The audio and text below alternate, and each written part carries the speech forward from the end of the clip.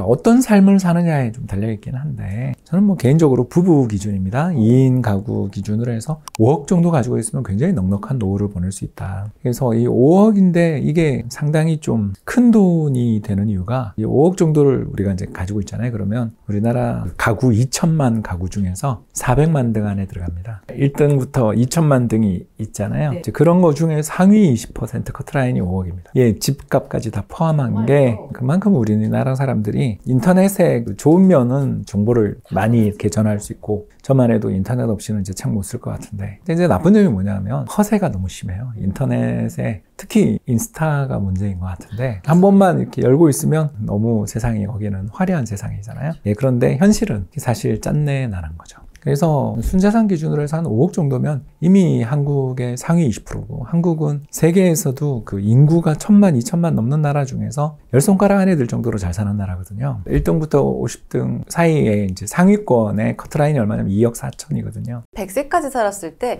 월 생활비 어느 정도로 계산하는 거지? 라는 생각이 드네요. 그래서 보통 250만 원이죠. 한 달 250만 원? 중앙값. 그래서 월 250 정도를 만들어내려면 1년에 3천이잖아요. 그리고 또 우리 65세 넘으면 국민연금 나오니까 국민연금이 뭐 암만 못 나와도 한 100만 원 나온다고 치면 인플레를 감안해서 대략 우리가 한 2천만 원 정도 있으면 넉넉하다라는 것을 알 수 있죠. 그럼 월 뭐 250에 연 국민연금 포함해서 3천 정도의 소득으로 우리 살겠다. 이렇게 계산을 한번 해보시는 순간 이 5억 가지고 있으면 6%로만 운용해도 5억이 유지되면서 우리가 3천만 원씩 뺏어도 되고 사실 3천 안 뺏어도 되죠. 왜냐하면 국민연금 받을 때는 그보다 적게 쓰니까. 또 국민연금은 여러분 잘 아시겠습니다만 인플레이션에 연동돼서 인상돼요. 그러니 5억 가지고 계신 분이 난 노후가 불안해요 그러시는 분은 6%로 수익을 내는 법을 모르거나 아니면 자신의 소비 성향이 은퇴한 다음에는 현역일 때보다 훨씬 적게 쓰거든요. 좀 파이어 한 2년 해서 놀고 있을 때 소비가 확 떨어지더라고요. 왜 그러냐면 수많은 일정들을 소화할 이유가 없잖아요. 그러면서 뭐 교통비도 일단 절약되고 밖에 나가서 외식비도 집에서 맛있는 거 해먹으면 되고 또 체험 소비 어딜 꼭 해외여행 가야만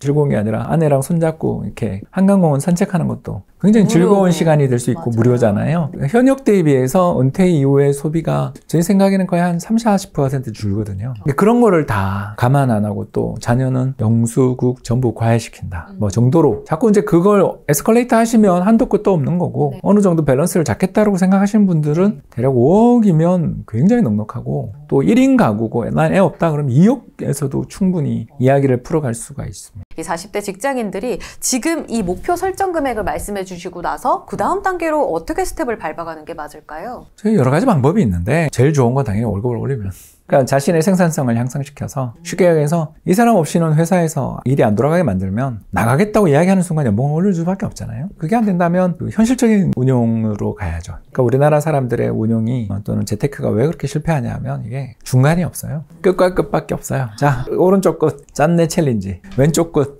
잡코인 이거 왔다 갔다 해요. 그러니까 누가 주변에서 SNS에서 누가 인증하고 뭐 이것만 하면 돈이 복사되고 이걸 왜 안 하는지 모르겠다. 이거는 부자 되는 건 능지 순서다. 뭐 저한테까지 진짜 그런 사람들이 있었어요. 홍 박사님을 모시고. 그럼요. 그런 사람 많습니다. 자, 그렇게 되면 어떻게 돼요? 사람들이 해서 태워요. 그러면 내가 딱 들어가면 그게 일주일 더 가고 이제 항상 법칙이죠. 그날은 안 빠져. 근데 한 다음 날이나 다다음 날 주말이 무서워요. 사라지거나 뭐 0이 되거나 피를 토하고 나의 모든 여윳돈 또는 중요한 종잣돈 중에 일부가 사라지고 난 다음에 다시 은행 예금만 합니다. 근데 은행 예금을 한참 하고 있는데 또 금리 3% 이것도 귀해 하면서 열심히 저축하고 있는데 또 몇 년 뒤에 또 누가 옆에서 부자 됐다 그래요. 그래서 사람이 그때 표지가 끊어져요. 그때 포모에 팍 흔들리면서 하면서 다시 가거든요. 한 3년마다 와요. 이게 인간의 심리를 너무 잘 아시고 계시네요. 아니 뭐 저도 그랬어요. 근데 이제 저는 한 15년 전부터 이런 투자법을 가지고 이제 투자를 하면서부터 좀 덜 깨먹는 그러면서 잃지 않는 투자를 하면서 이렇게 10년 만에 파이어한 거죠. 와. 그 전략 가지고 10년 만에 파이어하고 한 2년 놀다가 심심해서 친구 사무실 놀러 갔다가 이렇게 다시 창업하게 됐는데 와. 어떤 거냐면 그 달러 자산에 대해서 우리가 너무 공부를 안 하는 것 같다. 그러니까 우리나라 원화 자산은 경제 위기가 발생하는 순간 다 쓰레기가 돼요. 생각해 보세요. 우리가 해외여행 간다. 일본밖에 못 가잖아 사실은. 냉정하게 이야기하자고요.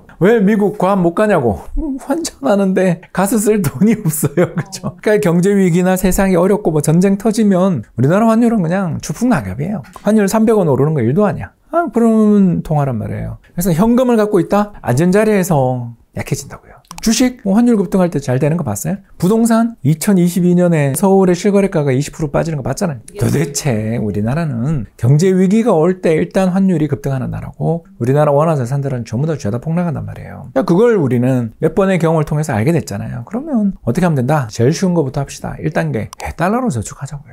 제가 15년 전, 16년 전에 개발한 방법이 이겁니다. 돈이 생기는 족족 환율 가리지 않고 달러를 계속 예금하는 거예요. 한 10만 불까지 하면 1억 넘잖아요. 그 정도는 할 수 있지 않습니까? 우리가 열심히 저축하면 뭐 1년에 2천만 원씩 저축을 하든 1,000만 원 저축을 하든 1,000만 원 저축하면 한 8년 걸릴 거고 왜냐하면 외화 예금도 이자가 나오니까 8년, 9년이면 될 거고 3천만 원 하다 그러면 3년이면 될 거고 왜냐하면 그 복리니까 10만 달러쯤 됐는데 갑자기 어느 날 홍 박사가 자꾸 9시 뉴스에 나와가지고 저 큰 얼굴로 우리나라는 외환위기 가능성은 거의 없어요. 너무 걱정하지 마세요 라는 이야기를 한다. 그죠? 얼마 전에 1,400원 갔을 때 제가 얼마나 방송 많이 나왔어요. 그렇지 않아요. 나라 안 망하는데 우린 망한다고 다 도망가거든요. 그때 주식도 뭐 폭락하고 2,500 가고 막 그랬던 거 기억나시죠? 그럴 때 환율 올랐네? 너 평균 매입단가 1,300원인데 1,400원 우와 환율 한 거의 10% 낮고 그 사이 이자만 한 4, 5%씩 매년 받아도 한 20% 낮잖아요 수익이. 오 고마워. 그리고 팔아서 그때 제일 싼 거 뭘 사야 되죠?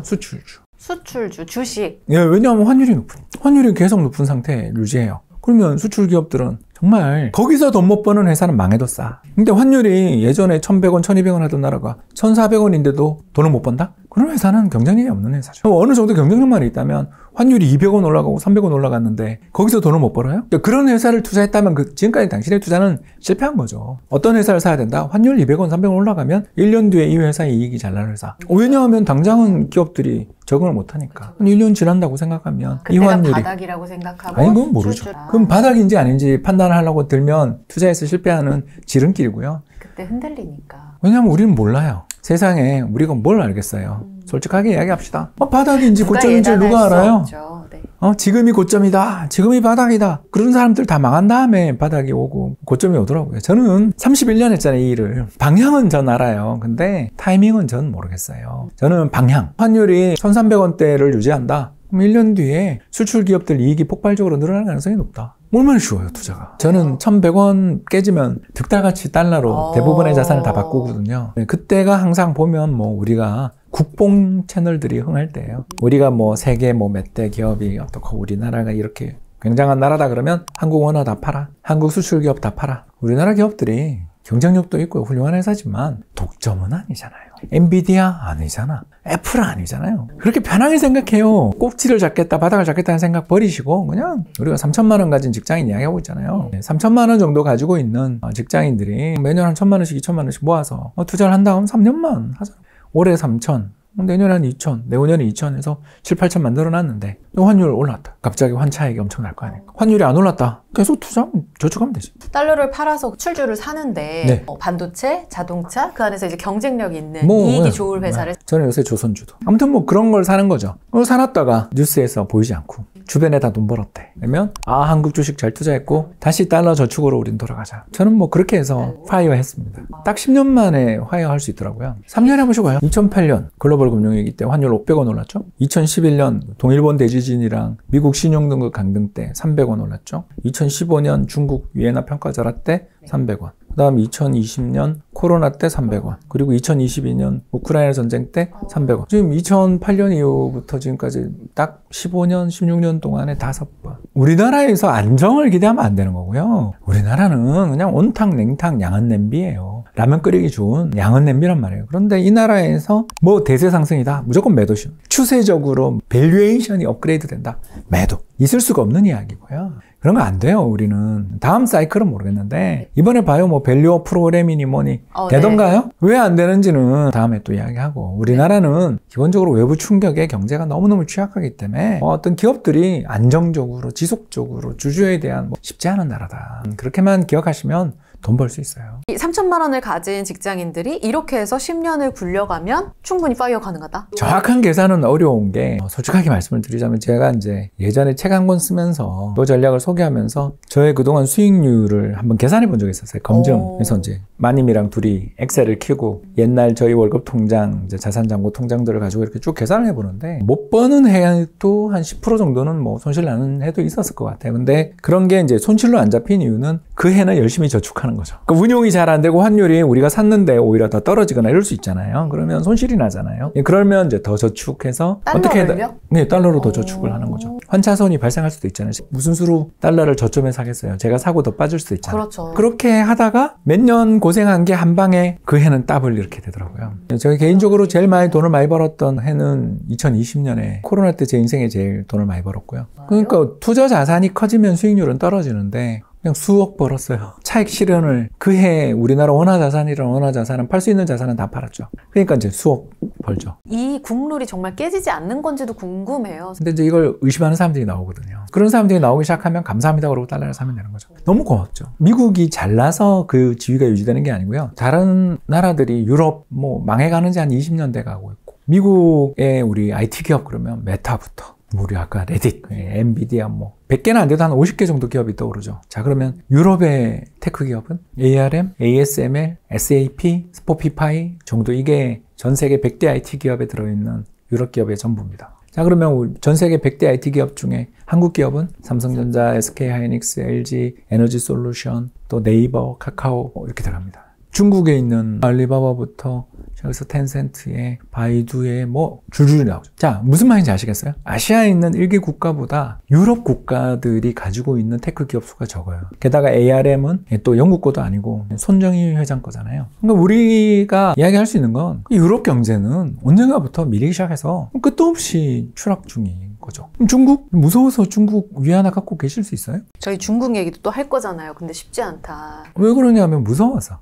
그러니까 거긴 재산권의 보호가 있는가? 내가 중국 위안의 자산을 가지고서 거기서 중국에서 돈을 벌었어요. 그걸 팔고 나올 수 있는가? 나올 때 혹시 뺏길 가능성은 없는가? 알리바바 마윈 회장님조차 해외 생활을 전전하시는데 당신은 마윈 회장님보다 빽이 좋은가? 이런 걸 생각해 보면 달러가 이뻐서 좋아하는 게 아니고요. 미국이 최고다가 아니라 그렇죠. 딴 나라가 헐 못하니까. 이 시장에 대응하면 답이 있다는 말씀. 그렇죠. 너무 예상하고 예측하려 노력하지 말고 차기 다음 10년은 중국이야. 다음 10년은 인도야. 정말 공부해보고 그런 소리 하느냐라는 거죠. 그냥 현재 상황을 보고 어디가 더 믿을만해? 네가 부자라면 위에나로 네 모든 돈을 넣을래? 달러를 보유하는 게 나아. 그럼 뭐 양자한 선택밖에 없으면 무조건 달러잖아요. 궁금한 게 또 우문일 수 있겠습니다만 타이밍을 또 안 여쭤볼 수가 없네요. 지금 그러면 아까 3천만 원 가진 직장인들에 대해서 어떤 투자법이 되는지 우리가 달러, 수출주 이렇게 대외 환경을 보면서 투자할 수 있는 사이클을 말씀해 주셨는데 지금을 그럼 보고 한번 복습을 해보자고요. 지금 환율이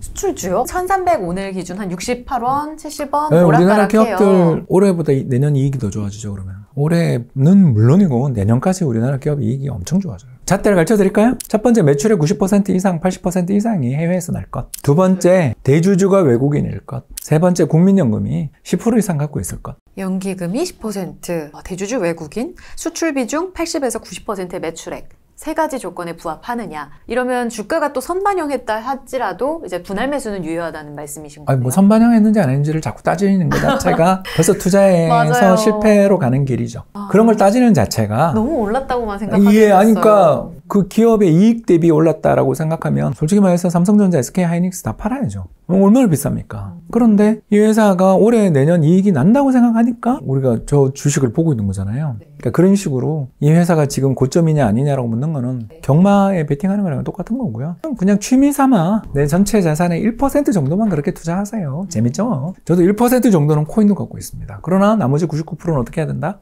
달러와 우리 수출주에 대해서 이렇게 시소를 하거나 또 그게 너무너무 힘들면 둘 다 들고 가는 것도 방법이고요. 그게 이제 저는 반반 투자 전략이라고 부르죠. 아까 외화예금 얘기를 하셨어요. 달러에 투자하는 방법에 대해서도 좀 생소하게 생각하시는 분들이 많으실 텐데 혹시 추천해 주시고 싶거나 조언해 주실 분이 있으시다면? 요새는 또 외화예금이 좋아요.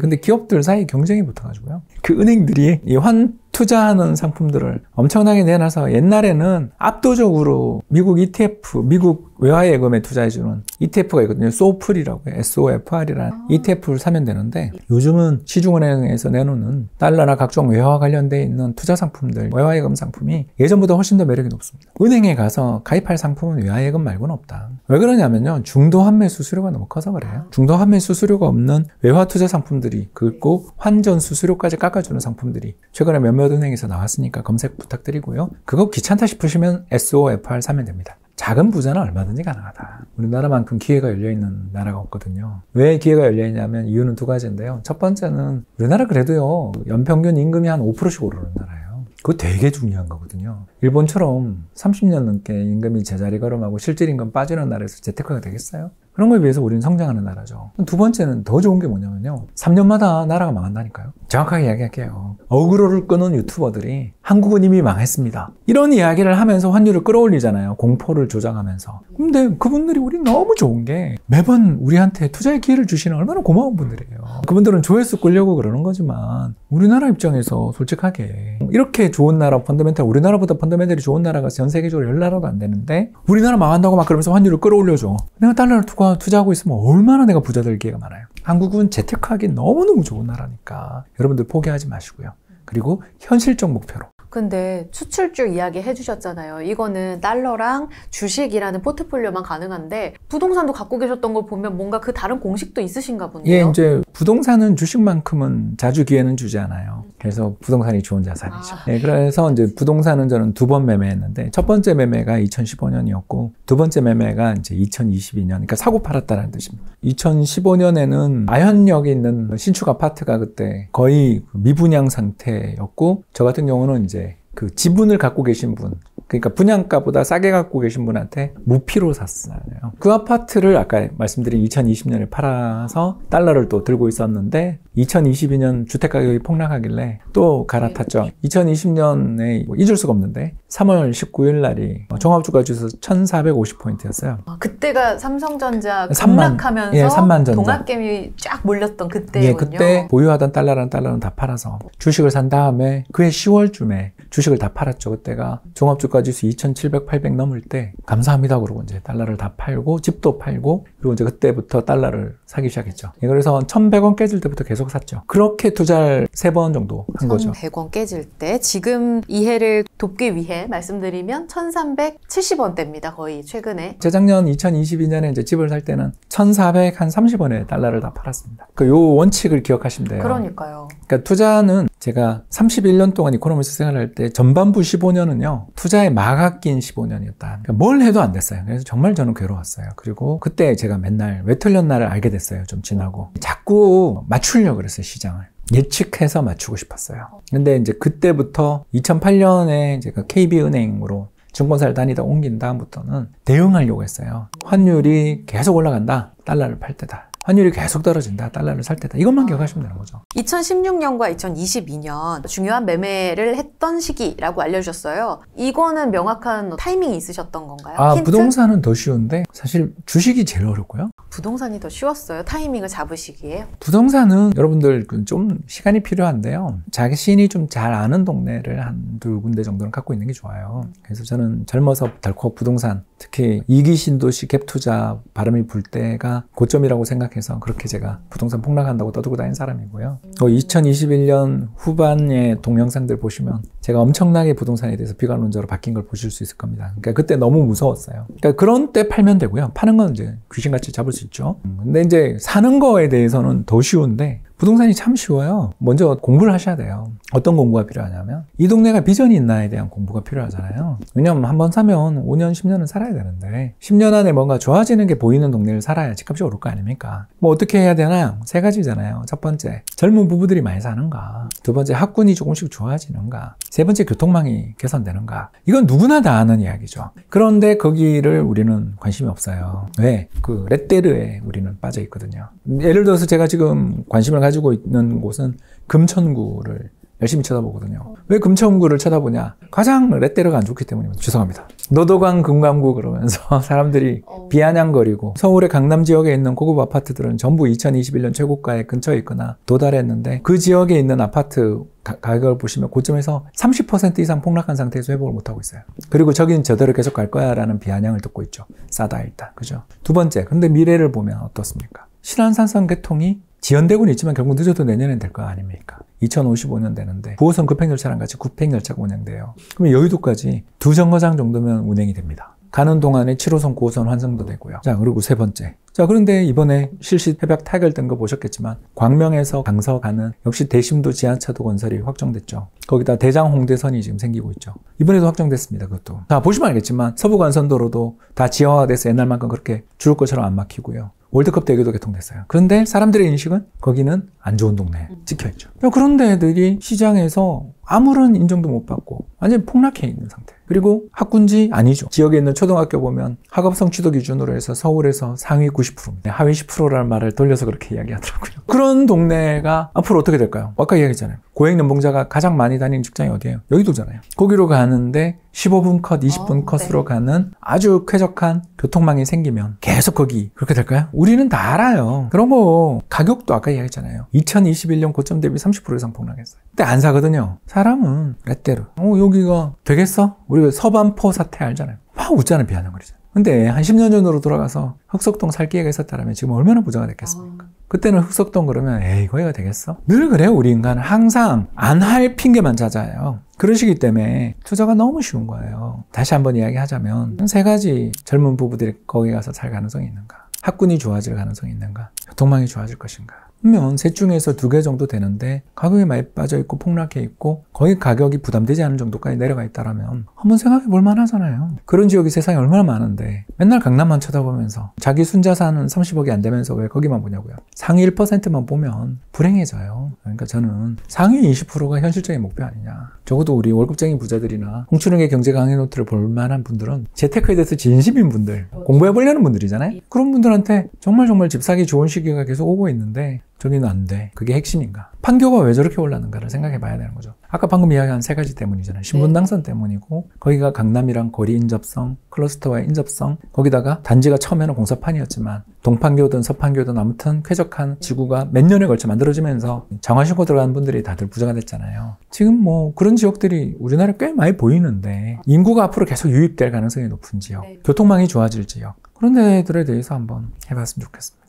그리고 그래 홍 박사 이야기한 것처럼 내가 아직 30대니까 나한테 기회가 10번은 있네. 왜냐면 30년 일할 거니까. 이렇게 좀 길게 좀 편하게 당장 부자가 아니라 다음 사이클에 내가 더 잘하면 되지. 좀 이렇게 건전한, 좀 단단한, 뭔가 안티프레자일한 그런 태도들을 만들기 위해서 저는 이런 강의를 좀 여러분들한테 이야기 드린 것 같아요. 대표님이 오늘 이야기를 이제 거꾸로 계산하는 이야기 다 해주셨는데 사실 저도 노후에 돈 없어 이렇게 그냥 막연하게는 생각했단 말이에요. 근데 얼마가 필요한지 오늘부터라도 노후에 필요한 돈, 내가 앞으로 이제 집 살 돈이라든지 재테크라든지 명확하게 좀 계산하고 현실을 가깝게 마주하는 그런 공부를 좀 해야겠다 이런 생각이 드는 것 같아요.